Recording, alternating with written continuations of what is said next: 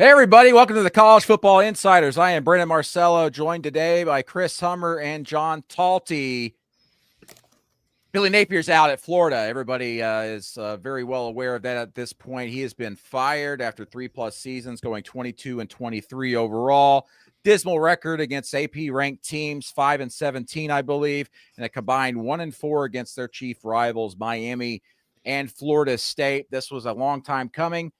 Didn't think we'd be talking about him getting fired off of a win, but this was all setting up for them to make a change before, as they were going into their bye week. We were all over it at cbssports.com earlier today. In fact, that's why we're going later today if you're watching us live on YouTube. And thank you for those of you watching us live on YouTube, because we figured we'd be seeing some changes happening later today. In fact, as we are going live here for you on YouTube and recording for you guys listening on Apple Podcasts and Spotify, our Matt Zenitz reporting right now that Colorado State is firing head coach Mike Norvell. Another firing that today. We are now up to, I believe, 11 openings going into this coaching cycle, including a couple that were made in the interim basis heading into this season.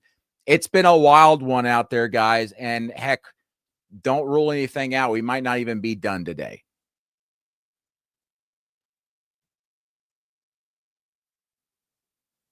You're muted, dude.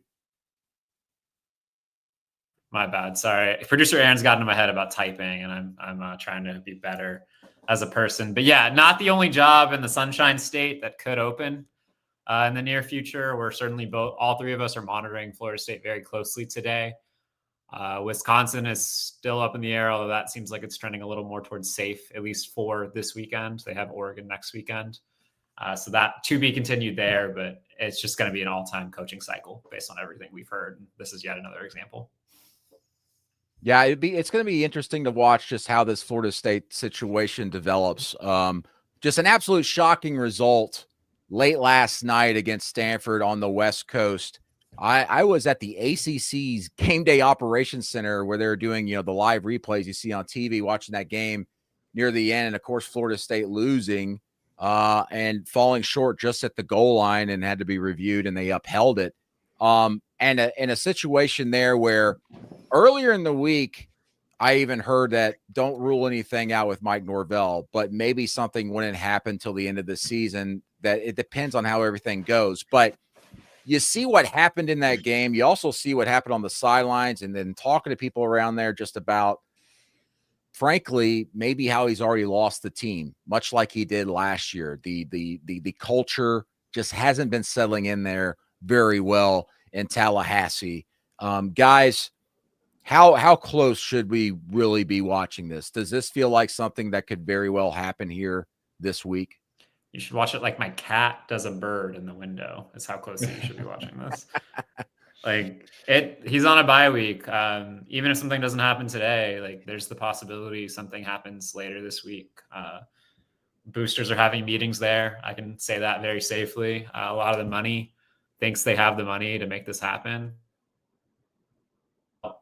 There's a lot of time between now and the end of the bye week.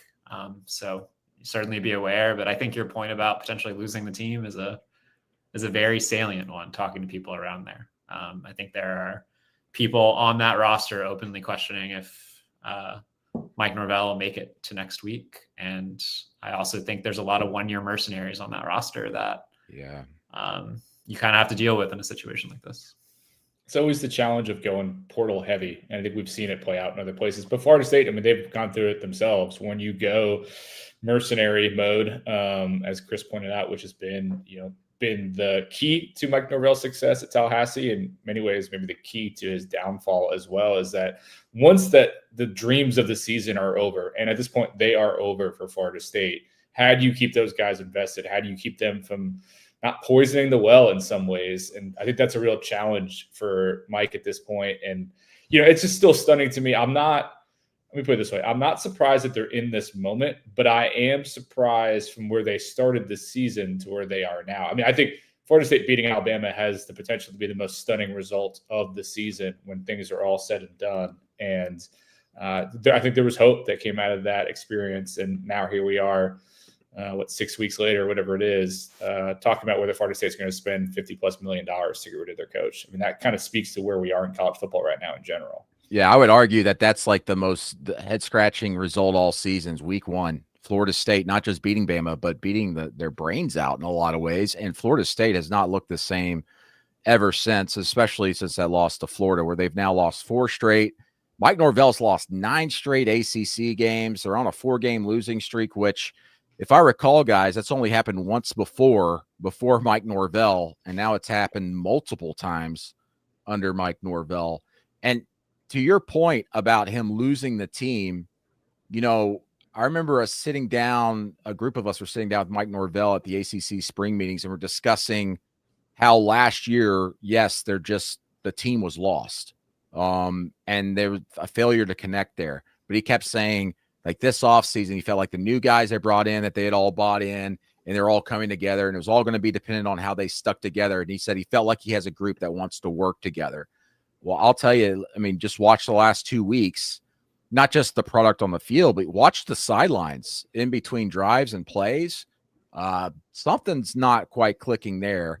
And like last night being at the replay center, what was great about that is we had the all 22, and I got to watch it throughout the game, and I was watching the sidelines. At no point did I ever see like players trying to get hyped up or like cheering each other on, helping each other up and all that type of stuff. It just seemed like everybody was kind of going through the motions. And for a team that their one strength was offense, and you only score 13 points against Stanford, that's another show to me that just like, one leg's been swept underneath them. Now both legs are swept up underneath them. And I'm not so sure you recover at all from this. Nothing better than a 6.5-hour flight home, by the way, after a loss at 2:30 in the morning Eastern. I know some boosters were on late flights this morning too, touching down. So it's an interesting thing. I don't know if I would have bet on Jay Norvell as the first Norvell fired today, heading into this podcast, but that's where we are in college football. Yeah, I think, go ahead. Sorry. No, I was just gonna say, I think part of what I think puts Florida State in a tough spot. Whereas again, a few weeks ago, this felt unlikely, right? I think what's hard is what moves do you have besides potentially this one, right? We've already done let's dump the coordinators and go out and get the best names we think we can get and spend a lot of money to do so. We've already done let's reload the roster and be smarter about the players we get, blah, blah, blah. There's just not a lot of moves left. And I think especially when Chris was talking earlier about the boosters, you think about what it takes to bankroll a roster in this current era. If your booster base no longer believes in your ability to do that, you're not going to be able to get that money to go out and get a roster. And so it's probably going to get even worse moving forward at the rate that they're in right now. And so that's why it's like, it seems insane to have to spend $50+ million. But when you look out the future, I don't necessarily see it getting brighter. And at a certain point, you might just have to bite the bullet and just hope that you can get someone better in the future. Yeah, somebody around there. Well, I was just going to say, somebody around there told me, like, if you think about Mike Norvell's contract, the difference between now and next year is only $8 million. So I think the question a lot of people around that program they're asking themselves is it worth the $8 million to make the change now? What's fascinating is that Billy Napier we saw coming, of course, but his players kept playing for him. They've been playing hard for him. I mean, even in the losses and even in the close games, even against Mississippi State, where they only won by 2 points, they're playing their tails off. Norvell, we haven't seen that team play hard for themselves, maybe only twice in the last 2 seasons. Against Alabama, which they won, they're playing their tails off. And then it just kind of has gone downhill from there. They can't handle the success. And then once the failure happens, they just completely give up. And yes, that's bad on the players, but I think that's more of an indictment on the coaches, where you cannot handle things week to week. And you've got players just absolutely just not believing anything you say. I mean, you got players on film at the Stanford game, fans filming them from the crowd, of just completely ignoring Mike Norvell getting onto them for making mistakes. As you guys saw, the defensive lineman on 4th and 1 having a false start that allowed Stanford's offense to stay on the field, and Norvell just tore into him, and he just kind of brushed right by him and just went straight to the bench. I mean, I'm not going to make comparisons here, but could you imagine if Mike Norvell took the Alabama job, like was being rumored potentially, and him being on the sideline at Alabama right after Nick Saban tenure and a player just walks right by him and brushes him off, that would not have set very well, and that man would not be very employed for very long. We've got a great segue here to offer that, Brandon, because if Mike Norvell had gone to Alabama, Florida State was going to go all in on hiring Lane Kiffin. There was already some reach out that night when they thought Norvell was gone to intermediaries in the Kiffin camp, like, if Mike goes, we're coming for you. So it'll be interesting if this job opens up to where we're talking about, a little Sunshine State battle for the guy in Oxford. I mean, he's the hottest coaching candidate available, especially with Cignetti off the board. We know that Ole Miss wants to keep him. Their AD came out earlier this week talking about already reaching out to Jimmy Sexton. We're trying to be proactive. We want to give him a big contract. There are people who believe that he could potentially be the highest paid coach in America. He's getting a big raise no matter what, but it's such a unique time. And one way is, I was thinking about this right before we came on. In some sense, it's never been a better time to be Lane Kiffin because he's going to have multiple programs fighting over him. And no matter what, he's going to make a lot of money. He already is making $9 million. But the flip side, we saw him struggle, a couple years back when the Auburn thing was kind of hanging over them. They have a massive game this weekend against Oklahoma. You're coming off a really tough loss to Georgia. You've got a huge game against Oklahoma. Like, if you want to make the playoff, I'm not saying it's make or break, but you probably need to win a game like this. If you lose to Oklahoma, it gets a little bit trickier. And now this is just what's going to be the dominant storyline over your week. It's going to really test, I think, Lane's maturity and his growth to be able to keep that stuff to the side and try to get Ole Miss ready for this game. But it's going to be open season on Lane. Yeah, to your point, if I recall, when Kiffin's name came out to the Auburn job, didn't he start losing? I mean, I think I even cornered him. They lost to Arkansas big time, and that's in my backyard. So I went to go talk to him about, hey, Auburn's wanting you, and he was just kind of being cagey with that. But you're exactly right. Can you keep that attention? Also, off of emotional loss at Georgia, and you're not going on the road against a very good OU defense. Real quick, I'm curious what y'all are hearing. You mentioned Ole Miss reaching out to Jimmy Sexton. I don't know if y'all heard the same. I've heard it's a little bit of both. I've heard Jimmy Sexton's doing a lot of reaching out to Ole Miss, pushing for a new deal, which is obviously what he does. But I've talked to a couple people in the industry who thinks this is more of a leverage play from Lane than anything else with Florida and Florida State. And I'm curious if you think that he would actually leave for those two jobs. I've been doing a lot of digging on this. Truly, there's only one person in this, right? And that's Lane. I think that his students in his hot yoga studio. Maybe honestly, the real scoop master is probably Juice. Juice might know, but I think so. I've tried to talk to a lot of people about this. I've tried to be ready for this moment because I knew it was coming, and I think there are just different data points where it can be one way this day and one way another way. I think the thing that will ultimately, what it will come down to is, does Lane truly believe he is capable of winning a national championship at Ole Miss, or does he feel like he has to go to a school like Florida to do so? I think Florida is on a very, very small list of schools he would consider leaving for at this point. There's obviously connections to Florida. He's previously worked in Florida. He had a great time down at Boca. His ex-wife Layla is kind of in the picture. She's got family down in Florida. There's some different reasons to believe it's possible. I've heard Lane's a big Steve Spurrier guy. I think he likes the idea of maybe being the new Spurrier at Florida. But he knows he has a good thing going at Ole Miss. He gets what he wants. He's getting good players. They love him there. It's just about whether he feels like he has hit his ceiling. And I wonder, and I don't know the answer because it's so fresh, but I wonder, after a game like yesterday against Georgia, where you come so close, you just can't quite punch through. They just missed making the playoff a year ago. Like, if this season goes just a slight bit off the rails where they miss the playoff again, does he decide, I did a great job at Ole Miss, but I'm just never going to win a championship here. Do I need to leave? That, I think, is the biggest thing he is thinking about and will have to consider as the season plays out. I do think he was ready to leave for Auburn 2 years ago, despite how that played out. I think he was very ready to leave for Auburn until that broke the way it did. Someone reported he was the top target 12 hours after that job opened. I don't know who did it. At the Auburn job? Was that you? Yeah, it may have been me. I don't know. Well, I think he was the top target for a while there. I think your reporting proved accurate despite the end result. Yeah.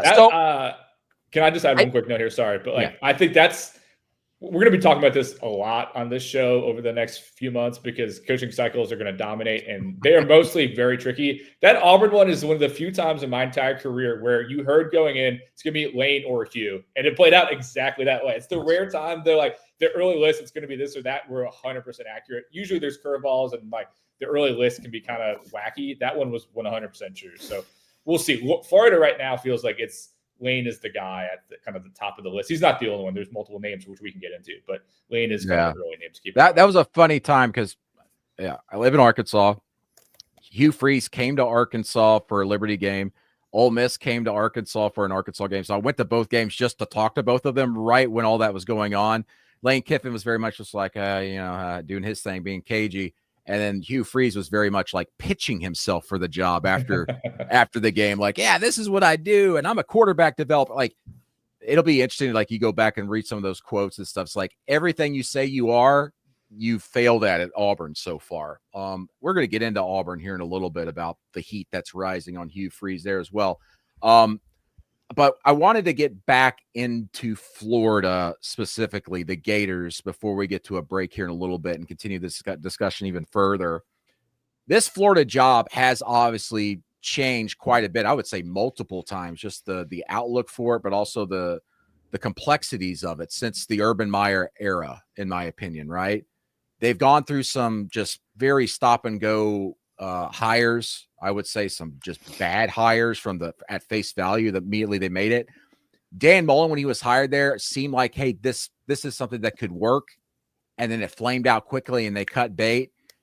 What is the potential here for this Florida job? And by that, I mean, what is Scott Strickland, the athletics director, and that crew selling to their top candidates? Because as we know, and as we've been reporting, they're going to go after a big name. They don't want to have to go get a group of 6 coach. That's like completely off the board right now. They do not want to go back into that well.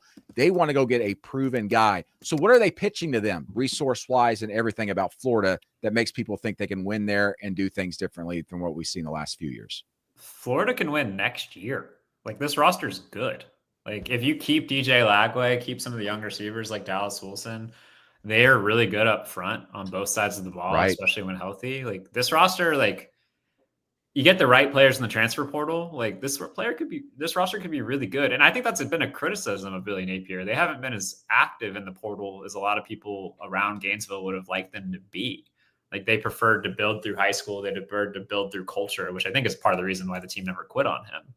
But like, I think if you get the right coach in there, schemes a little better offensively, gets the right players in the portal, like, this is a team that could legitimately be in the playoff conversation next year. I firmly believe that. Like, a healthy DJ Lagway and the right coach, like, puts you in that position. Do you think that's something Lane Kiffin might immediately bite on? Just like, I don't have to do this like 2 years. I can come in and then complement that roster the way I've done at Ole Miss through the portal and probably get better pieces. And maybe I can even go win a national championship in year one there.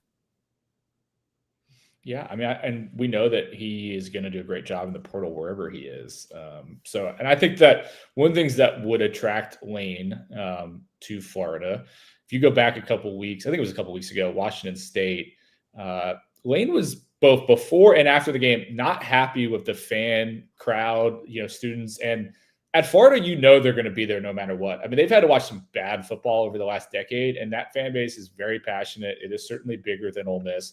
I think there is more money available at Florida. Now, they certainly had problems with their NIL getting up and running. We all know the Jaden Rashada situation. We've all written about it. But I think they're in a better place now than they were certainly at that point. And so I think when you look at, there's the tradition, we can win a national championship here. We have a roster that, again, with what Lane does and the offensive talent in particular he can bring to a place, feels like potential playoff team if they get it all right. And, you're going to have massive fan support. There's a lot attractive about that job. And the schedule is not going to be as hard as it's been the last 2 years. Like, the schedule has been historically hard for Florida the last 2 years. Billy Napier was handed a very difficult hand in that regard. And like, if you get a little easier schedule, you get DJ Lagway in year 3, you get the right pieces, as John said. Like, I really do think this team could make the playoff with the right coach. All right, we're going to talk more Florida, more candidates, Also talk more about Florida State and also get into the situations at Auburn and Wisconsin.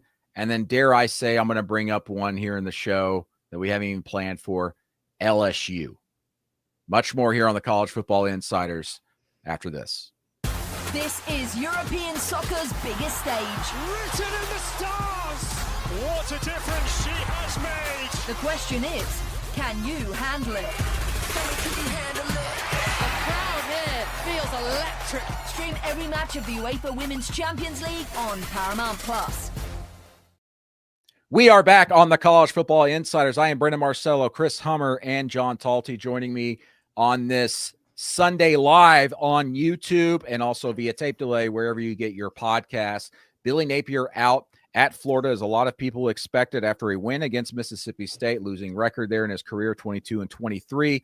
We're talking candidates. We talked quite a bit about Lane Kiffin and how he'll probably be their number one target and someone to really fight for potentially in this coaching carousel cycle, because more jobs are going to come open and maybe potentially at Florida State. More on that here in a little bit in the Mike Norvell situation there. But who are some other guys we should really be considering here for this job? I'll throw one out there, and then you don't have to hit on it, but I'll throw one out there that I thought was going to be a hot name last year if that had happened, and then now maybe would have cooled down a little bit. But Jedd Fisch at Washington seems to be one that makes a lot of sense. But there are a lot of folks out there that are top tier coaches that just make a lot of sense for this gig. Yeah. I mean, Jedd Fisch is a really good coach. I don't know if he's done enough at Washington to get that job, but he's an alumnus and I think would be pretty attractive. We can just go one by one, but I mean, Eli Drinkwitz is a name that comes up a lot for this one on my end.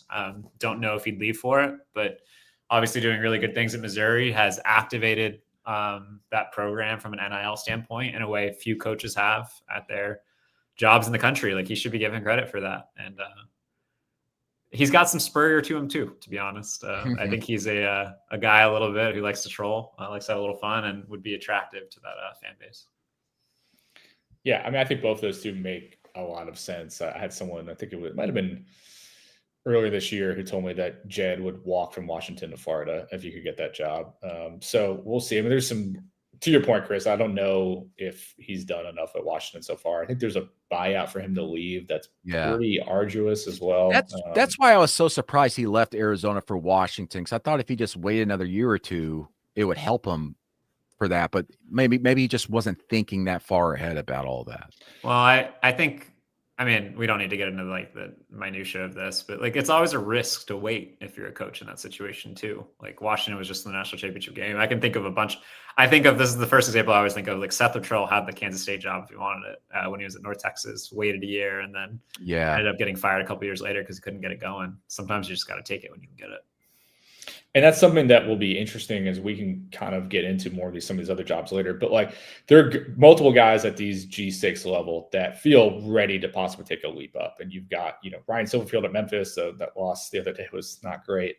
But John Summerall at Tulane, Alex Golish at South Florida. There's going to be others. But it's that balance of when do I jump versus when do I stay is so hard. And I think that it would not surprise me if a lot of those guys do take a jump, just because there's so many jobs that are going to be open this cycle. And I don't think there's enough top candidates to fill all of them, that like someone's going to have to probably make them say no. But, it's great to be able to be patient. I think all those guys have been really smart about it, but sometimes you wait a year too long and all of a sudden you're stuck in a job, and, it can change in a hurry. But to be on Florida, I think you mentioned it, Fisch for sure.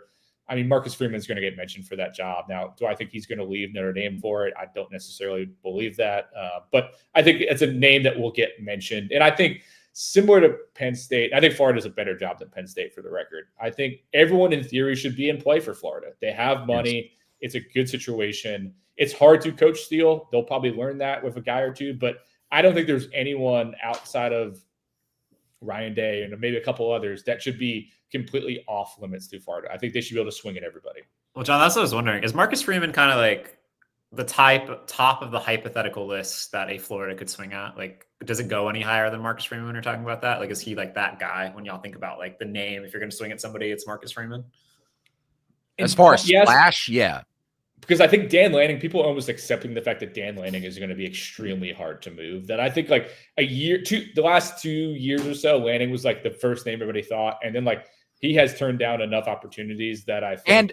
And also let's keep in mind, a lot of these buyouts for coaches, if they leave, are pretty small. Dan Lanning signed a contract that had a large buyout for him if he wanted to leave, to show that, hey, I'm not interested in leaving. So that, I think Dan is something that you probably shouldn't even try to even pursue. Yeah, I think it's Ryan Day, Kirby, Dan off the table. Everybody else in play if you're a Florida and you want to make a run at somebody. Yeah. I mean, I'm trying to. This is not, again, I need to be careful about. I don't want to get aggregated here, but like we're talking about these names. I'm thinking right now, like, what is Steve Sarkisian in that list? Is there a moment where there's a here's a great job? I don't know. I want to go too far down this road because again, it's probably the. Could you sell to the booster? I mean, it's short sighted, but could you sell to the booster Steve Sarkisian? The coach that came in here and we beat the crap out of.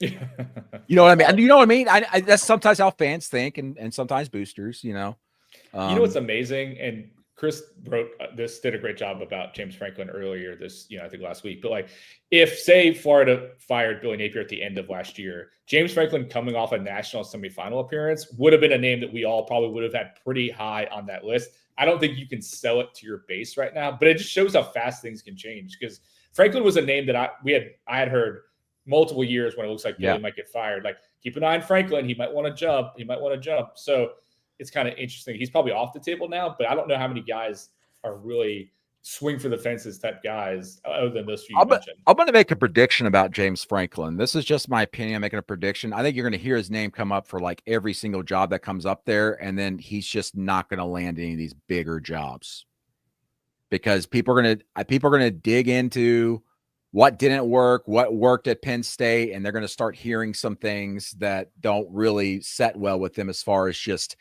how he kind of viewed competing against Michigan and Ohio State in the NIL space and recruiting and all that, and the resources they had compared to Penn State. I think that might turn off some of these bigger jobs, especially if they're getting interest for some other bigger names who obviously didn't kind of just flame out this fall. Yeah, no, I'll be curious what happens. I'm watching Virginia Tech and their coaching search and how that could potentially affect James Franklin's situation as well. But do we want to hit on that real quick? You want to hit on that real quick? We're just freewheeling it here today, man. All right. So would Virginia Tech go get Shane Beamer now? Because it's pure. I mean, he's not winning at South Carolina this year, but would Virginia Tech dip into that? And it would still excite the fan base there just because it's a Beamer and he has that type of work ethic and that personality that just kind of has worked there and would excite some of that, stir up some of that nostalgia there. I mean, I don't know about y'all, but Shane Beamer and Virginia Tech have come up a lot on my end recently. Yeah, that's what I'm saying. It seems much more possible these last 2 weeks than it did when the job first came open. And I do think there's some people in the Virginia Tech administration on that search committee that would be happy to have a Beamer back in Blacksburg. And I think to your point, Chris, it's as someone put it to me, like when a search is so quiet that in some ways the way Virginia Tech is, it makes you think. Thanks, Bruce Arians. Thanks, Bruce Arians. Well, NDAs, that was even before that, Chris, but that is wild. I don't think I can remember a coaching search that made people sign NDAs. That's what happens when Bruce, one of your committee members, goes on the Pat McAfee show and starts blabbing.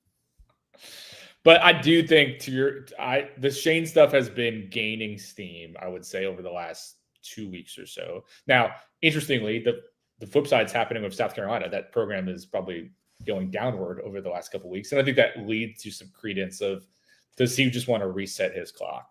Because they're not in a great place right now. If you guys saw some of that press conference, Shane's getting a little feisty. I think he's not enjoying some of the questions he's getting from the local media guys. And maybe he just, wants to start over. But it's I'm trying to think how to put it. That's just a very unique circumstance. And so I do wonder if he ultimately, when push comes to shove, does he want to take that if it's available, or does he decide to maybe use it for some leverage to get people off his back at South Carolina? Yeah, potentially so. All right, let's circle back here to Florida State and just how far south this thing has fallen. You know, John, I hate to bring up like finances with you, but it seems like you are probably best equipped, and maybe myself too, about just the financial situations that Florida State's been navigating for the last several years. That's why they've been fighting against the ACC about whether they should stay or should they go. And now they finally got in place this unequal revenue sharing that in theory should favor a program like Florida State more because of television ratings, even though they're not winning, which that's also a factor into this new formula, is actual on-field success. And they're, you know, like a lot of programs, which is why we're seeing so many big programs open right now, but also wanting to strike it big, is just like no one wants to get left behind. And they say that the way we got to make money is to spend money. Does Florida State view it that way, considering they have so many other circumstances involved in all this and that maybe, you know, other schools aren't really facing? I think it's why there's been skepticism up until literally probably, 2 a.m. last night when they lost, that they would want to make a move because it is a big amount of money. I think that the general consensus was that Florida State would not have as much of an appetite to do that the way that Penn State did. Now, it's not to say they couldn't. It's just the money is not as easily rounded up maybe. But clearly, when you lose a bad enough game, that can compel people to want to give. But I mean, they are in a tricky spot. As you mentioned, Brandon, they're well known about looking around and wanting to find a home. Was always skeptical where that home might be, as you know. Yeah, I just never thought the SEC wanted them. I didn't think the Big Ten had any interest. But also we talk about the finances of it. You know, this is a program. It's one of the first that we're like looking into private equity to infuse cash into their program. They've got a lot of connections, even alums that are in that space that have helped guide them through that process. So maybe that's something, as these boosters were talking now about money, maybe that's something they could revisit or maybe take more seriously here. If they really feel like Drew Weatherford has probably been involved in the last 24 hours. I would think so too. He didn't pick up the phone call this morning when I tried calling him. But you know, it's Florida State. It's like, it's all of their problems that have gone on behind the scenes, just as far as the finances and logistics, have been more public than anybody else, because everything came to light when they're trying to maybe get out of the ACC. And then you started looking and reporting on some other things there. But if they do move on from Mike Norvell, is that a program where the boosters and fans would be happy with getting a hot coordinator, or would it be more like the Florida situation where they want to go out there and believe and realistically believe they can go get a top tier guy like Lane Kiffin? You're going to see, I mean, the list for Florida State is going to be pretty similar to the list for Florida in terms of head coaches that make sense for it. As John said earlier in this podcast, like Lane was their target 2 years ago, and same people. It's like guys like Drink and Alex Golish, John Summerall. I mean, Deion Sanders' name is going to get thrown out there, but that's a conversation for another day. But yeah, I mean, like Florida's going to swing. Like you're not spending 60. I had it estimated to me like between 70 and $80 million to fire Mike Norvell when you factor in his buyout, his assistant coaches, and the multi-year contracts that are on the roster. You're not going to spend almost $100 million to go hire an assistant, at least in my opinion. Like, what's the point of going cheap after you spend all that money anyway? My mind spins at all this money. It's insane. Like, where's all this money coming from? Well, you know what's amazing, Brandon? You wrote that great story on the buyout money, and then was it right after that? You know, Indiana gives Curt Cignetti all that guaranteed money, and like, listen, I'm a Cignetti believer. You guys know that. I've hyped this guy up, but like, I mean, I can remember talking to people at Florida State when they kept Norvell and they gave him all that money. They were thrilled. They're like, this is the guy. It's one of the best coaches we've ever been around. Like, they thought that they were going to win national championships with Mike Norvell. And here we are just a couple years later, and it's like, oh my God, we're going to have to maybe spend $80 million, like Chris said, to get rid of it all. It just, you think that people are, all right, this is going to be the year that they change and they stop doing this. But then like 2 days later, somebody else does it. And, you know, I don't think Cignetti will be that guy, but 3 years from now, he could be. And it's the same situation.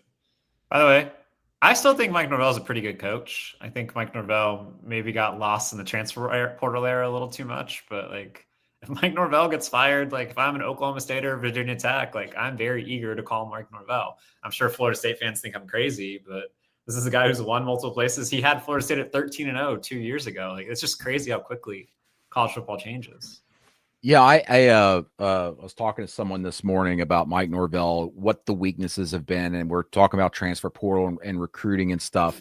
And it was brought up to me like he didn't ever really have a solid staff that could recruit the high schools very well, other than someone who really excited things for them when they got him in the building, and that person was Kenny Dillingham.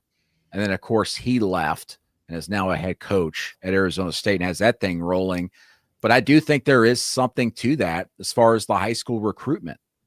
That's a staff that had Adam Fuller, who I'm not trying to dog on anybody, but like Adam Fuller was someone that just wasn't a good recruiter from everybody I ever talked to down there.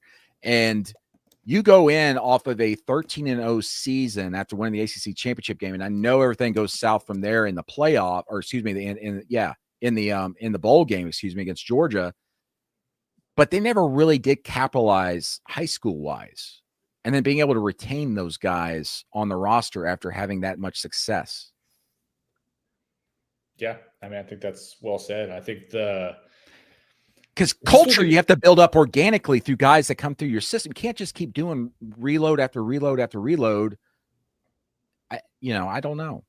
I think the only one who's done it really well, and again, we already talked about him, is Lane. I think Lane has found a way to kind of keep hitting on these things. But it's like being in Vegas and just kind of going double down on black over and over again. Like sometimes you're going to hit, sometimes you're going to lose it all. And like it worked so well that one year that I almost feel like it emboldened them to be like, well, let's just keep doubling down on this. It worked. I mean, plenty of people wrote stories about this is the new model, right? With what Florida State did. And then it didn't work out. And I don't think that they had, a pivot potential really. And here they are. Yeah. I was one of those people. I wrote a story about it. Mike Norvell has perfected the transfer portal model, and then kablooey. That's why I'm a sports writer, not a multimillionaire coach. And maybe soon, Mike Norvell. I'm going to say it for all three of us. If anybody wants to fire us for like $1 million, like you're more than welcome to. Like I am available. Yeah, no kidding, man. Okay. We're going to take a little bit of an earlier break here, but on the other side, we're going to get into some other situations out there. Auburn, Wisconsin, and then again, as I mentioned earlier, maybe a little bit of LSU as we get near the end of the show. And then we'll try to hit on quickly just the wild weekend that was in college football. I mean, we had a great weekend. We had 5 undefeateds go down. Much more after this. Here we go. The 2025 CBS Sports NFL schedule is here. 18 glorious Sundays. He's got his receiver touchdown. Filled with rematches. Oh, the play of the year. And rivalries. Touchdown, Bengals. Plus, plenty of superstar showdowns. And an epic matchup between the Chiefs and Cowboys on Thanksgiving. Clear your Sundays beginning September 7th for the NFL on CBS and Paramount Plus. We are back on the College Football Insiders live on YouTube on this Sunday and via tape delay, wherever you get your podcast. We have been discussing Florida State situations. Now let's move elsewhere. Auburn and Hugh Freeze. It certainly seems like Hugh Freeze is feeling a little bit of heat. I would say a lot of heat at this point there on the Plains. As we guys know, AL.com last week had an exclusive interview with the athletics director there, John Cohen, and made a very interesting comment about whether Hugh Freeze would be the coach next year. And he mentioned something along the lines of, and I'm paraphrasing here, like, I wake up every morning and go out and expect my car to start, but sometimes it doesn't start, and then you have to reevaluate things. Well, isn't it crazy, by the way, how much better the AL.com staff is in like 2025 than it was just like a couple of years ago? Like it's nuts. I agree. Much younger too. Yeah, just like better looking, I've heard too. Just handsome people all around. I agree. Probably better, well paid too. But listen, that joke's really going to hit for the people who know, and a lot of other people are going to be very confused. Yeah, I'm sorry. Both people I'm sitting with worked for AL.com at one point. Matt Zenitz also worked for John Talty at AL.com, so just feel like I had to throw it in there for a second. I'm sorry for the 98% of people who didn't understand the joke at first. Yeah. So Yeah, John and I are very familiar with Auburn and just how wild and wacky it can be there. But that quote just was wacky, weird to me. One, two, then your coach goes out and gives you a little bit of hope, right? You're leading Missouri in the fourth quarter. You got like 8 minutes left. You've got a chance to really ice the game. And instead of you just keep stubbing your toe and then the Three Stooges come out and start playing around with the ball. They end up losing in double overtime to a Missouri team you should have beaten. And the expectation is at Auburn that no matter how bad Auburn is, you should be able to beat a top 20 team at home at night there. That's just the expectation there. They've done that throughout the years, even when they've been quote unquote bad. To me, this may have just been the final straw, John. I know on paper you go, hey, it's a double overtime loss against a top 15 team. But it's the way you lost, and also it's just the continuation that this is how they've lost every single game like this. I think it makes it worse, honestly. And so, I was thinking about this. A quote comes to mind for me from the great movie Shawshank Redemption, where it's like, hope is a dangerous thing. Hope can drive a man insane. And like, that's what I think Auburn is this year. Like, their fans are so frustrated because they know the team is talented, and yet they cannot find a way to win these games at the end. And like, Freeze can keep saying it sucks. We're close. I think we're going to get there one day. And no one believes him at this point because they keep doing the same thing over and over again. Like, that is the definition of insanity. And so, I checked in with some people this morning. The sense that I got was that something was not happening today. That might be famous last words. I really hope I didn't jinx us, but that is what I got from checking in with some people. But just did you check with Did you check with the yellow fella though? No comment. But just because it's not happening today does not mean it won't happen eventually. And I think, as we talked about on this show maybe a week ago or so, that schedule set up for them to win enough games for him to keep his job. I thought Missouri was a very important one in that equation. Losing the way that they did makes it more challenging. But if you look at their schedule, they should win their next 2 games. And then you have games like Vanderbilt and Alabama. Like, if he runs the table, which, again, everything I've seen says that will absolutely not happen. But in theory, if he did, then I think he could keep his job potentially. But I'm not seeing it right now. That's a very talented roster. I think should they make a move, someone will be very lucky if you could retain that talent. And I think that's a roster where, with the right coach, you see an immediate jump next year where they're winning 9-10 games potentially, given the amount of talent they have on the roster. Yeah, Hugh Freeze is one of those coaches that's just doing less with more right now. And, you got to get busy winning or get busy firing. Right, John? Well, and just to – that was a playoff Shawshank. No, it's great. Yeah, no, it's a great – the funny thing is I literally was watching Shawshank on Friday for a little bit. Well, it's on 24/7. So yeah, it's on TNT all day. It's fresh on my mind. But I think I think what especially is frustrating is that Hugh Freeze is an offensive coach and the offense stinks. And that just sends it into overdrive, I think, for people. I had someone respond to me on Twitter today, be like, you can't fire a guy just because his QB isn't good enough. Like, they had a good QB, they'd be winning a lot of these games. It's like, that's the point. He picked the QB. He picked who he wanted. It didn't work. So that's one that is trending.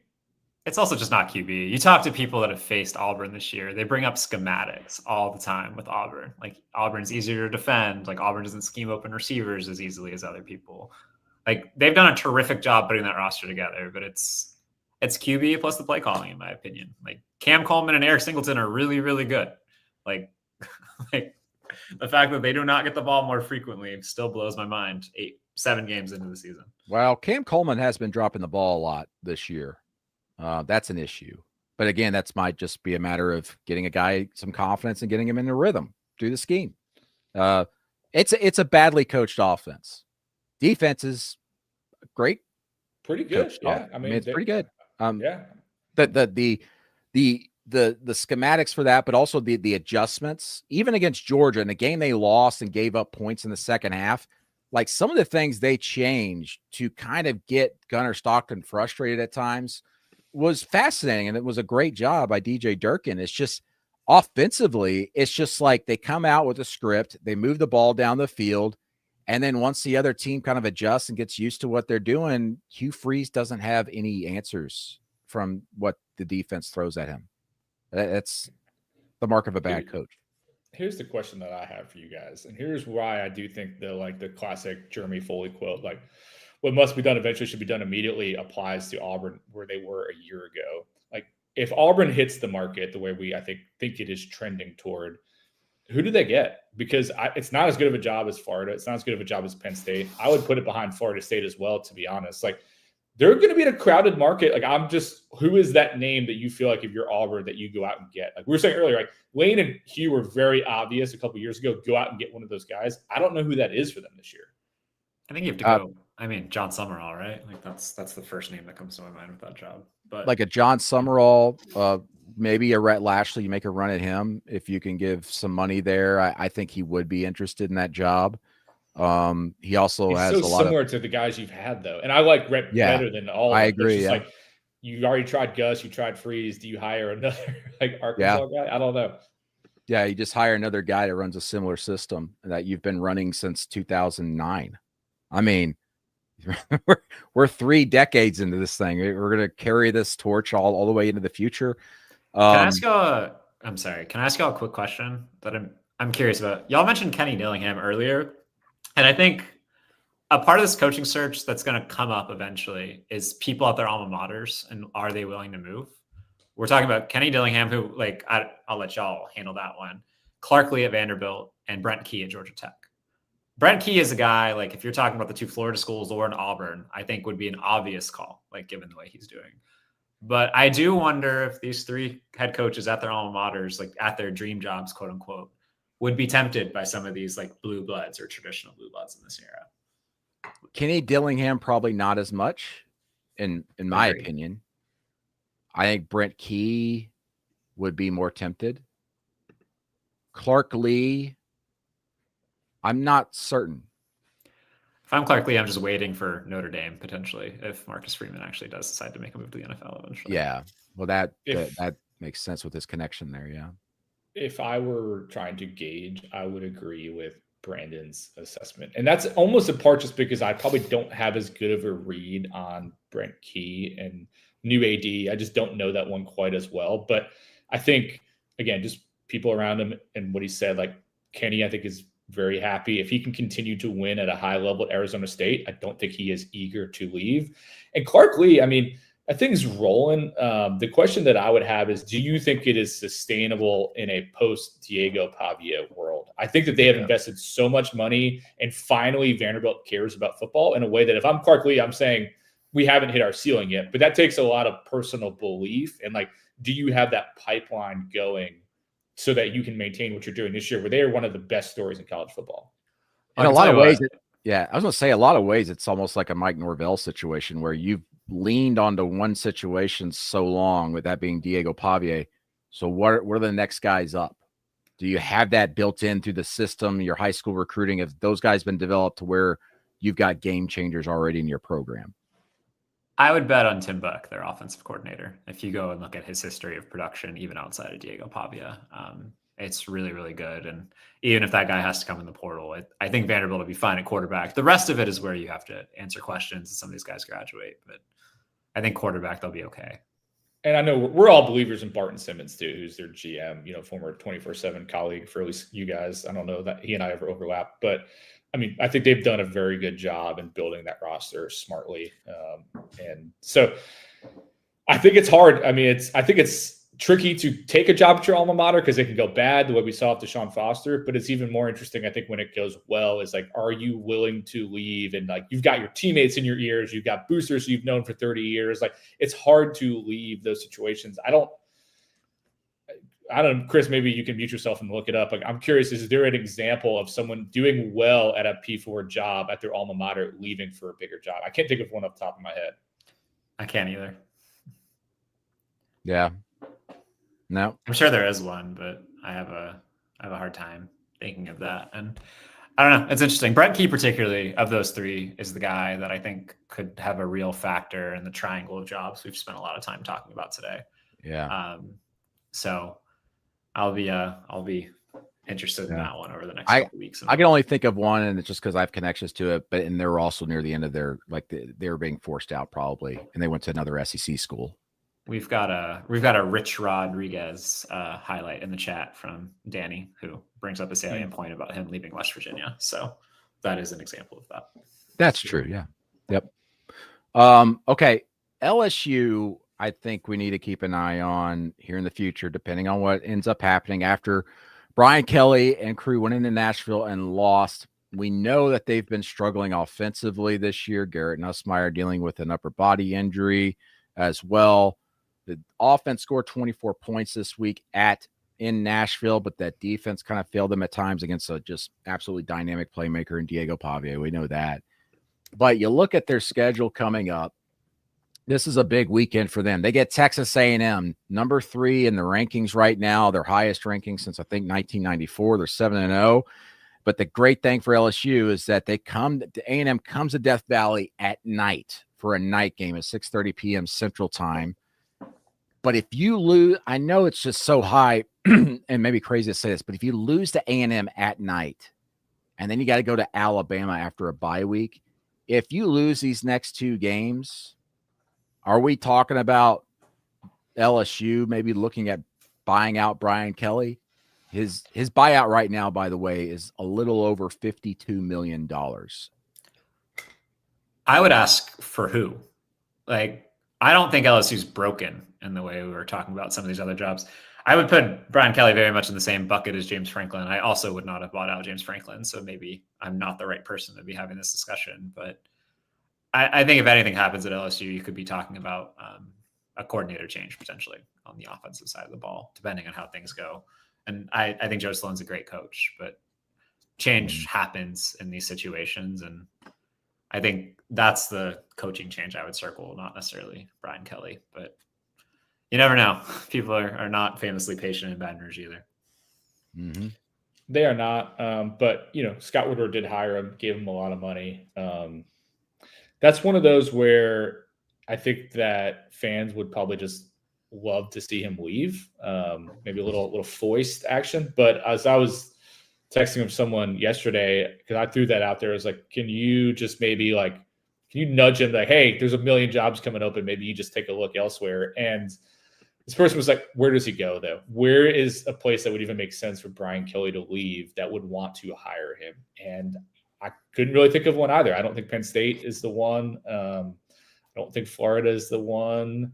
So I think that makes it tricky. But if Brian Kelly can fit in Baton Rouge with his accent, he can fit in Florida. Like, it's not going to get any worse. But has he fit in? I think that's the key part of the issue. Yeah.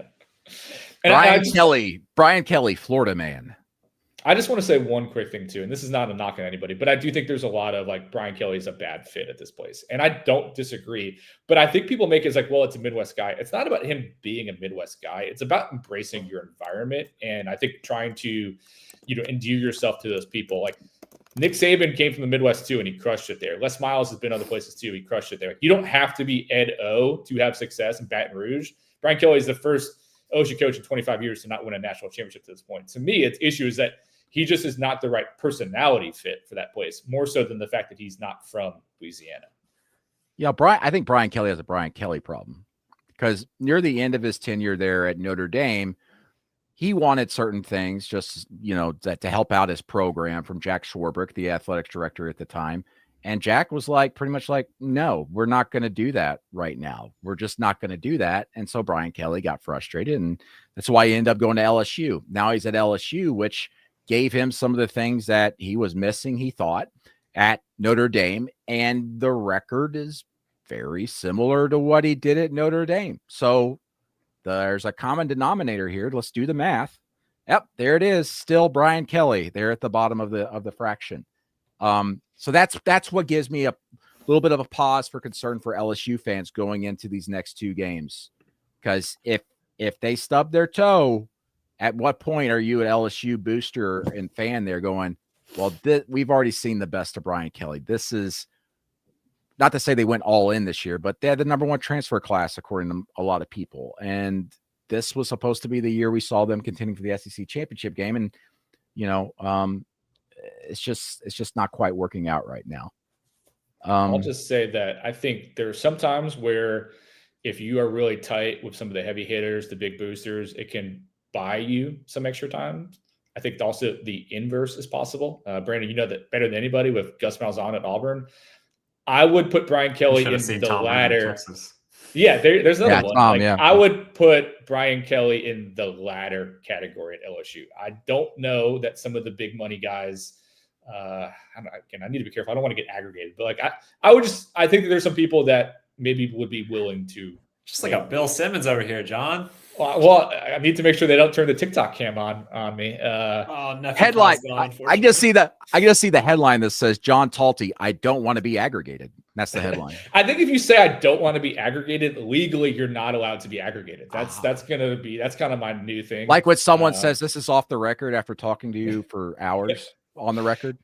Anyway, the point is I think that like there's people there who maybe were not the biggest fans of him and have not been the biggest fans of him. He has upset some people there that have some juice. So that's just something that I would keep an eye on, that maybe a guy gets a little less time than you would think because of that. But I do agree with Chris that I think they've already done the let's go all in on the roster. That move's already been done. To me, the next step is we have to make a coordinator change.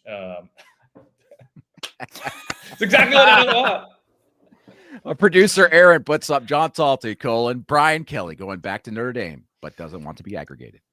But I think I think Joe Sloan is where I would keep an eye on right now. But if that's the move that makes, he might find himself in a Mike Norvell situation in a year where like the moves have all been made. What do you do? Yeah, that's the thing, because the going into a couple of years ago was got to fix the defense, bring in Blake Baker, and now it's finally clicking there. And now you lost Mike Denbrock, the offensive coordinator, to Notre Dame, and was killing it there. And now LSU's in a situation where it's like a scale. Like one side's going up, which right when you feel like you're fixing the other side. Let's hit on Wisconsin here real quick. Luke Fickell, shut out for a second straight week. Ohio State just absolutely blew the doors off them. 34-0. Jump around happened, and then the student section emptied out. It's almost like they're going to the games now just to jump around in the fourth quarter and then leave. And I can't blame them because the product on the field just hasn't been quite there. Is Luke Fickell just a situation where the clock is ticking? It's just a matter of when, not if. And having said that, why not now? Why not today? Well, you go first. I've heard some things. I'm curious what Chris has heard if it lines up with what I've heard. Well, I've heard two different things today. Luke Fickell's seat is quite clearly very, very, very hot. He is the first head coach there since 1977 to get shut out in back-to-back games. Not a positive stat. But for whatever reason, like I have had one or two people bring up the possibility today, like some momentum rallying around Luke Fickell a little bit, like in terms of just like giving him all the money possible for a transfer portal class and seeing where you go from there. Like I would still be surprised if that's the ultimate like result, but I expected to come in today and hear like Luke Fickell is going to get fired. I was kind of in my head setting the over under for fired head coaches at like 1.5. And I thought Billy Napier and Luke hit Fickell the over on that line. Yeah. But like, it does seem like, I don't know, like it could get really ugly next week against Oregon too. And I could look stupid, but like, it does seem like at least like a teeny bit of time of momentum that Luke Fickell could be gaining some momentum to come back. Yeah. I've heard very conflicting things. So I've heard from some people that keep an eye on next week, similar to Billy Napier. They're going to play Oregon. They're probably going to lose. They have a bye week after that. That is kind of I've heard that for a couple of weeks now. Like that's the week that I would keep an eye on with Fickell. But I also did check in with someone today who said something pretty similar to what you got, Chris, that like the AD doesn't necessarily want to get rid of him. Now people think the AD is in the line of fire as well, but maybe the idea is let's give Fickell a bunch of money the way that LSU and others, maybe that, not the best example, but give them money to be aggressive to try to go out. Oh gosh. Producer Aaron is a menace today. Go out and try to be aggressive about fixing the roster. Chris has written about, they have had just horrific luck with QBs. Maybe that trend will change in the future, but so that's very wishy-washy of me. I think there's mixed opinions. But so if I was a Wisconsin fan, I would pay very close attention to next Sunday. I think we will be on Fickell watch. But if he makes it out of next Sunday, then I think he's getting through this season. Yeah, 3 of their next 4 opponents are in the top 25 currently, including 2 in the top 6, Oregon and Indiana. And by the way, they have to go to both venues in 2 of the next 4 weeks in those top 6 matchups. I do want to say, like, it sounds like wishy-washy, like in quotation marks, but like we're all talking about something that's not set in stone. Like this is a fluid situation that can change. And people need to remember, Wisconsin's a place that I think they've had 5 head coaches since 1990. Like this is not a place that frequently makes holistic overhaul changes. Like they tend to give people time, except for Gary Anderson, I suppose, and like that situation like that he had. But otherwise, like this is a place that's been very patient historically. And Luke Fickell's a well-liked guy. Like it's not like we're talking about Brian Kelly being the opposite of that. Like people really like Luke Fickell. I think people want to give Luke Fickell a chance, and there has been a lot of kind of bad luck with the quarterback stuff. And I still think he's probably gone, but like I do think there is more of a path today than I would have expected for him to make. Luke Fickell was a guy that, like, you know, years ago when he was at Cincinnati, we were like, if Ohio State opens up, if Ryan Day goes to the NFL, you know, maybe he could be a guy. I think if Marcus Freeman didn't take Notre Dame, like Luke Fickell would have been the guy. He wanted that job. Yeah, I'll tell you that much. Yeah, and I mean, I've only been around him a little bit, but likable guy. And I also think one of the things that I will say that is a little bit different than some of these other guys we've talked about today. Every time I watch the press conference, he always takes accountability, at least from what I've seen. Like, it's not the Hugh Freeze mentality. It's not the Brian Kelly one, which LSU fans are just furious about. Like, Fickell owns it. I think he's at a loss for what's happening, but I think how he handles that is better. And I will also say I appreciate you saying that, Chris, because I do think sometimes fans or others discount the just emotional impact of like how this can play out. Like you can go to bed thinking, all right, if this team wins, it's great. And then they lose. And all of a sudden people wake up pissed off and like, we got to make a move on this guy. And that's happened. It's happened. I think you could argue this season already. So it can be hard to predict how certain people who have many more zeros in their bank account than I do, how they're going to react to different results on a given day. Yeah, it's quickly happening at Florida State. They're at least pondering it right now, which seemed unlikely just 36 hours ago because of the money situation. And we're having a realistic conversation about that. All right, guys, let's actually talk here briefly about what happened on the football field this past week. We had 5 undefeated teams go down, 4 teams in the top 10 in the AP poll lose. It's been chaotic. Chris, you had a fantastic story kind of breaking things down on Friday, I believe, about just all the parity we're seeing, and it came to life for us right there in real time, Friday and Saturday for that matter, starting with Miami losing to Louisville at home. Gentlemen, what really stood out to you this weekend? Was there any like one or two just really big games that really kind of stuck out to you that you think will have implications moving forward that showed us something? I mean, Notre Dame's going to make the playoff. That stuck out to me. Like Notre Dame beat I think what is a really good USC team last night in terrible conditions. Like it looked horrendous out there. But I felt this way for what's up? They covered as well. Yeah, they did. That's a great team right there. Great teams covered. And I think people were just like willing to leave Notre Dame for dead after 2 weeks, losses to Miami and losses to Texas A&M. But I would be very surprised if Notre Dame didn't run the table with the schedule they have. And a 10-2 Notre Dame team is not going to get left out of the playoff. Yeah. So people just, I've said this last week, people just need to be prepared for it. Like this is a Notre Dame team that's finding its footing, and I think is going to end up making the playoff in a couple of weeks. Yeah, much like last year, one win against a ranked team, then make the playoff, and then they made some noise. You just don't know. And Marcus Freeman is just a hell of a game day coach. I think we all know that. It's very easy to see that. Speaking of game day coaching, how about Lincoln Riley pulling out the bag of tricks and crucial situations in the fourth quarter just to absolutely give that game away? I don't know, man. It's interesting too, because Lincoln Riley historically is a very conservative coach, and he was coaching very aggressively, which I guess on one hand, like you tip the cap to it, but in those conditions, I don't know if I'm running those strict plays, but it's easy to say in retrospect. Right. Sure. Certainly. Do we think Miami still wins the ACC despite what happened Friday night in Miami Gardens against Louisville? I think that game against SMU is a spicy one now, and that could go a long way into deciding how things play out for them this season. I'm still a believer in Miami. They have a lot of talent. I mean, the Carson Beck thing, I don't know. That was kind of mind-boggling.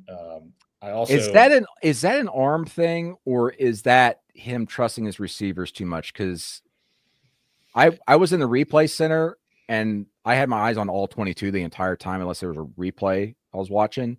He was just throwing balls up that no one on earth would throw. It was baffling to me. And so it's that. And then I think it's also like, I mean, this is not a new point, but it's like, do you trust Mario in a tight game? And I think it was, I think it might've been Chris Dukes, one of our editors at CBS Sports. He had pinged me like, hey, you didn't turn in your national championship pick. And I was just like, fine, I'll just make a quick pick. And I picked Miami. And I immediately was like, I know that I'm regret putting this much faith into Mario. And I didn't know that they were going to lose that week, but like, that is always kind of the question, is like, they have recruited at a level where they are a national championship caliber team, in my opinion, but will they make the right decisions when it matters most? Like, it's in question based on their past. And I think, again, you just have some questions when they get in those tight games. Can they pull it out? Producer Aaron's asking, did it kill Carson Beck's Heisman chances? And I have a small stat about that. Carson Beck's thrown 7 picks this year so far, 4 of them on Saturday. There's only been 2 Heisman Trophy winners since 2010 to throw more than 10 picks in a season. So it didn't kill his chances, but they are significantly reduced. And I certainly would not bet on him after. Yeah, I wouldn't either. I think he's dead in the water there. Who's your front runner for you guys at this point? If you were voting today, who would you lean toward? I think it's still Ty Simpson, but I really would love to say Diego Pavia. I just think Ty's been a little bit better overall. Yeah, I don't quite know. You know, it's interesting. I was looking at the odds late last night. I think the top 8 guys are all quarterbacks. It's turned back into a quarterback award we had a stretch there. It was receivers winning it, and we had all these other guys in it. I was kind of thinking that if we were going to get someone outside of a quarterback, it would actually be a running back, maybe Ahmad Hardy, but he's rushed for under 60 yards in back-to-back games. It's just been shut down. So it's going to be a quarterback, it looks like, this year. I would not overlook the possibility. And I'm not saying this is going to happen. It would require them to throw him the ball more frequently. But I could definitely see a scenario where Jeremiah Smith picks up steam down the stretch if he has some big games and big moments, even though Julian Saint's probably the guy that's going to get the credit. Jeremiah Smith's just the more known name there, and I think that gives him the possibility. And what about Julian Saint? I mean, he's completing 80% of his freaking passes. I don't think he's getting enough credit. And featured in the great book called The Price. If you want to read about Julian Saint and how he ended up at Ohio State, it's a great book. You can get it on Amazon for probably like $15 at this point. Really? Wow. I think they're that's my problem with the old AL.com stuff, Brandon. They just keep plugging their stuff. Like the new one. You got to plug, man. If you're not plugging, who's doing it for you? I'm just kidding. The Price is a great book. Everybody should go read it. I love the top half of the kind of the odds right now. I've been obsessed with Mendoza all year. I think he's been great. Sorry, producer Aaron. But like Ty Simpson's a great story. Pavia's an incredible story. Julian saying like Dante Moore. There's just a lot of great stories, I think, at the top of that board that I think any of them would be very deserving. Here we go. The Price, baby. Wherever your fine books are sold in a retailer near you. The Price. Yeah, I mean, we can all plug it. It's on my bookshelf back here. How do you look at that? Look at that. You usually have like 6 of them behind you, John. What's going on? You know, this is producer Aaron's probably mad at me for getting up and walking around. Here we go. Are you wearing pants? Are you wearing pants at least? Copy of this. We can all show our price. You know, it's weird. So this is just a weird aside at this point. We're getting a little loopy here, but I've randomly had like all these bees getting into my house. I've had like 6 bees I've had to kill in the last week, and they keep getting behind me when I'm on video. So I had to like clear it out. I've been spraying, like you can see my got some of this. I've just been like having to just kill bees a lot. So I've had to like move a lot of my books because I didn't want them to get sprayed with my things. It's a weird time over here. I was gonna say, if we hear something in the background just going literally last Sunday when we were doing the show, I had a bee like buzzing around behind me right after we ended. I had to kill it. Sorry, bee. But yeah, geez, the bees are just trying to pollinate over here, John. Why are we harming the bees? Well, I have a massive like tree and flowers right outside like one of my windows where there's always bees in it. Somehow they found a way, and I got to figure out the solution here. By the way, somebody I think people should be buzzing about down the stretch is Jeremiah Love. If you're looking for one non-quarterback, he just ran for 230 yards against USC. I think he's the best running back in America. 5th or 4th most ever in a game by a Notre Dame running back, by a Notre Dame player. Yeah, so he'll have the. I was trying to think of another B pun. It wasn't working, but I think he's somebody that could really. People are going to be buzzing about Brent Key. We already talked about him. Oh, this is what happens when we're all on 3 hours of sleep. 'Cause of the weekend. For real. 3 hours? You got a lot of sleep. Yeah. My bad, Brandon. Not all of us could survive on 2. Like you're just. Oh, you're dude, just it's terrible. I got back to the hotel about 3. Fell asleep at 3:30. Was up at 6. So 2.5. Is that 2.5? Yeah. Are you doing Celsius, coffee, Red Bull? What are we doing today? Can you? Are you afraid to say something else? Like what? You're like the way you pause. Am I allowed to say what I do? Nicotine pouches. Okay, all right. I thought it was going to be something else. I was like, oh, maybe we do need to cut which is not good for you at all. But it's like coffee to me now. It's not a good thing. So Brandon's got a little buzz going. Oh, absolutely. Not really. It's not affecting me anymore. That's a problem. Brandon has a needs problem. their fix. The price goes up as you go over time. Yeah. Exactly right. No Yeah. So it's wild out there. We probably need to end all this, but let's end it on this note. This time next week, are we in a process here where we're going to be seeing probably at least one firing every week from here on out the rest of the regular season? I think it doesn't matter. Yeah. I mean, I'm being serious. I think it depends. I think a lot of the jobs that could have opened have already opened. It's just opening earlier than normal. I think it's like some of the more surprise ones or like the G5 ones that are more on the fence that could come open at this point, other than Florida State and Auburn. And then like, obviously you have jobs like Kentucky and stuff that we're watching, but aren't necessarily in the same category as the other ones. Yeah. Producer Aaron. So we delayed today's show just because we are expecting some firings. And producer Aaron asking here on the screen, do we need to delay the show again next week for more firings? I mean, possibly. As we mentioned, Wisconsin has a bye week after playing Oregon this upcoming Saturday.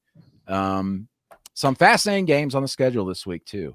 And I've really got keen eyes on that Ole Miss OU game on the road. Well, here's a good example, not to belabor the point, but like Auburn plays Arkansas this week. If Auburn comes out and looks terrible against Arkansas and gets blown out, like Brandon, you know that place well. Like, could that prompt people to be emotional and be like, this guy cannot get back on the bus, back on the plane? Like, that's where you cannot predict where like things might seem calm in this moment, but a particularly bad result to a team that you expect to win just changes the equation so quickly. Again, as we've seen in Florida State. Is that this week? Is it in Fayetteville? Is it in Fayetteville? I believe it is. I guess you might need to be on Hugh Freeze. Oh, well, okay. Then I'll say this right now. If it's in Fayetteville, this is the game Bobby Petrino wins. Arkansas beats Auburn this week. I believe it is in Fayetteville. Yeah, I'll make that prediction right now. Arkansas is going to beat Auburn. Talty, what happens with Maryland? Weird game, right? Against UCLA. He's had three straight weird ones. There has to be a great meme of like what Mike Loxley's like in September versus what he's like in October. Because September Maryland is a beautiful thing. Hummer, don't do it. I know what you're wanting to do. I don't really remember what you're talking about. Can you remind me? They have lost 3 games they should have won. UCLA was probably the most like up in the air, but still I think a game that they should have won. They're not going to go bowling, I think, at this rate. Those were probably 3 of the games you had to have. New AD. I mean, I need to check in. It was not top of my list this morning, as you can imagine. I need to check in with some people, but that's like a classic example of like, we all had our eye on it to start the season. They won a bunch of games, moved off my list. Now they've lost 3 in a row, nudging its way back onto my list to keep an eye on. Yeah. I think we just need to do a spinoff of this show called, Hot Seats or something like instead of Hot Ones, Hot Seats. Because that's all we talk about is firings and people. What are we going to do in March when nobody can get fired? We'll talk about that'd be crazy. We'll talk about moving the transfer portal again. I think that we're good with the transfer portal in one window, to be honest. Are you sure? Universally shared opinion. Maybe we can save this for like next week. I do think there's like an interesting broader discussion. And like, Chris made a comment earlier about Bill Simmons, a podcast that I listen to a lot. But the NBA has become so much about like trades and free agency, and that just dominates everything. I do think in college sports, firings is what dominates everything. Like right now, I think we've all written good features and things like that. I don't know that the fans are They want to know who's getting fired, who's getting hired. That I think, and then portal season will dominate as well. But I just think that overshadows so much of what's happening right now in this college season is who's getting fired, who's getting hired. It just feels like that's year round the through line of what maybe drives the most interest with fans. You're exactly right. I mean, we've gotten to a point where everything, obviously college sports is more transactional now than it ever has been. And the portal has become such a big market for readership, viewership and everything. But, the coaching carousel cycle, I mean, you guys remember it used to just be like maybe one national guy keeping up with it really. And then the beat writers on those local beats would break most of the news. And then, coachingsearch.com came around, footballscoop.com came around, and all of a sudden it became a thing. It became a new market, and it's exploded. It's gigantic because every year we got 25 to 30 changes, and that's a lot of news breaking and a lot of different avenues of storytelling to go through. Well, the reality is, I always look at it this way. It is hope. Like you were selling hope. That's why recruiting sells so well, right? Yeah. Like after 4 weeks, like half the teams in the country are eliminated from any form of discussion in terms of a conference championship or the playoff. A coaching change creates hope. It's like the opportunity. And that's why people get so obsessed with it. And it's why Agate of 40 years ago is like top line, like breaking news now. Like it changes. People want that dopamine fix. They want the That's such a great point. There's no draft, right? There's no lottery. There's no like I'm a Jets fan. When my Jets stink, all right, at least I'm going to get a number 1 pick. Your point, hope is the only thing you can sell to a college football fan who's sad right now. It's like maybe we'll get to make a coaching change. Maybe we'll get this new QB in the portal. It's a great point. And it's universal. Like I have friends in my life that know nothing about like anybody on the roster, but like when things are really weird at Texas, I'm like, when are they firing X coach? Like every year for the last decade. And like it's just something people like to talk about. It's like something a casual fan can latch onto, and I think hope is really addicting, and that's why you see this happen so much, because it's not just the casual fan that likes hope; it's the very rich booster. Yeah, it's just more and more programs these days. More and more programs these days are just more willing to pay the price to become a successful college football program. There's a book out, I want you guys to check out. There's this guy named Armin Katayan. Never heard of him, but John Talty, my friend, he helped write this book, The Price. You should check it out. Can I make one last plug? Yes. Someone who's also featured in The Price, Zabian Brown, had a pretty big pick six that basically broke Tennessee. Famously in the book, he was thinking about possibly leaving after Nick Saban left. There's a lot more details in there, but pretty important guy that they ended up keeping. Had a big impact yesterday. That was one of the worst interceptions of the season, by the way. Like that Joey Aguilar Nico debate is alive and well again in my head. Oh no! That's the point. Just saying it. Let's not get there. We'll save that for a future show. Okay, guys, we did a great job, I thought, of breaking everything down. Billy Napier out at Florida, top candidates there. The ongoing developing situation now at Florida State that a lot of us weren't expecting just a few days ago. What's going on in Wisconsin? Hey, Colorado State made a change today, firing Jedd Norvell.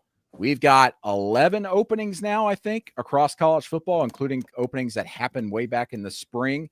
A lot of movement out there and much more to come in what is expected to be a record-breaking coaching carousel cycle. And Chris Hummer, and as you and Richard Johnson wrote, I believe, some people out there in the industry believing we could see 40-plus changes this year. That's wild. That would be a record.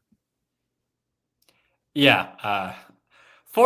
Even like Richard and I talked about that number before we wrote that. 40 seems high to me still even, but like we're easily going to see 30 plus. And if you have retirements happen or like one or two coaches go to the NFL, like it could get really wild. Yeah. Yeah. I feel weird talking about that, but I've been hearing more and more things out there from agent types chattering about some coaches that might step away this year. There's a pretty significant list. Like yes, people are keeping an eye on. Yep. Okay. All right, everybody. Thanks for joining us here on the College Football Insiders live on YouTube every Sunday and also via tape delay. We will be back Tuesday and Thursday to talk about the upcoming week, any other developments when we talk about coaching searches and hot seats, hirings and firings out there. as well. Make sure to like and subscribe to us here on YouTube, and make sure to subscribe and follow us wherever you get your podcasts. For Chris Hummer and John Talty, I've been Brendan Marcello. We will see you down the road.